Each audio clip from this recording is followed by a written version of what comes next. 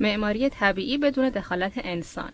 تنها 3 روستا با این معماری در جهان وجود دارد: کاپادوکیا در ترکیه، داکوتا در آمریکا و کندوان در ایران. و تنها در کندوان است که زندگی جریان دارد. روستایی با قدمت 7000 ساله از توابع اسکو از استان آذربایجان شرقی. یه کمی اطلاعاتی راجع به اینجا داشتم ولی می‌خواستم بیام و از نزدیک با چشام اینجا رو ببینم.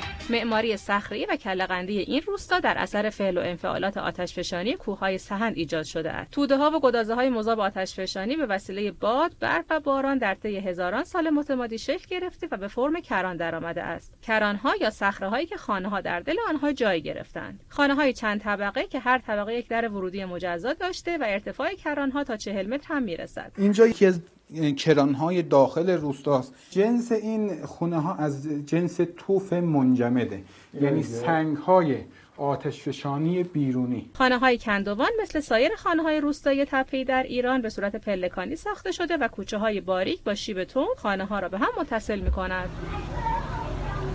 در پس این سکونت‌گزینی در طبیعت تدبیری نهفته بوده است. ریشه‌دار بوده و میتونسته حفاظت بکنه از محیط زیست، از سرمایه ها.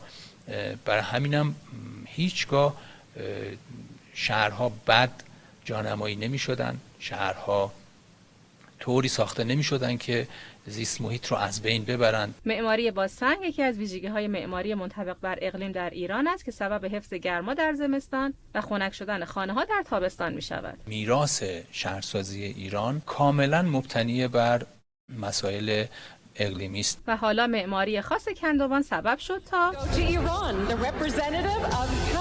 در رقابت با بیش از 200 روستا از کشورهای مختلف جهان در فهرست دهکده‌های جهانی سازمان جهانی گردشگری جای گرفته و جزو 76 روستا از بهترین روستاهای جهانی گردشگری باشد. زهرا شعبانی، خبرگزاری صدا و سیما.